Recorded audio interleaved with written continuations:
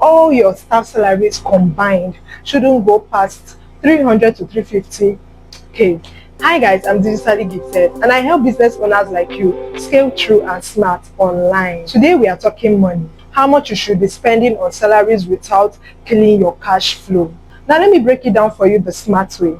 Never let your total payroll exceed 30 to 35% of your monthly revenue. So if you're making 1 million naira in a month, all your staff salaries combined shouldn't go past 300 to 350k. Start with part-time or freelance help. You don't need to hire full-time immediately. If you need a graphic designer or a content writer, start with freelancers. Use platforms like Upwork or even Instagram DMs, even LinkedIn as well. Just make sure you test small before you commit big. Pay based on results, not just time. I tell my team members, I'm not just paying you to work. I'm paying you to help the business grow. That is why I'm paying you. So structure some roles with KPIs.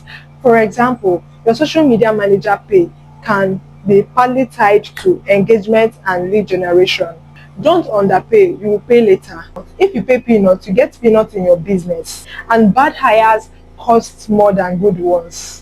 I hope you know that. When you hire someone bad, it will cost you more. So don't be afraid to pay fairly for skills, especially when you see real value. Bottom line is, pay within your means, pay within your power, pay within your business. Don't overpay. Structure smart contracts and hire for results, not just for presence. Some of you hire for presence. You just want somebody to be there and every month you pay and you are not seeing results. Just remember that salary is an investment in speed and sanity if done right. If this helped, drop a comment below with your monthly target and let's calculate together. Don't forget to subscribe for more real talks on business and digital marketing. Catch you in my next one. Bye.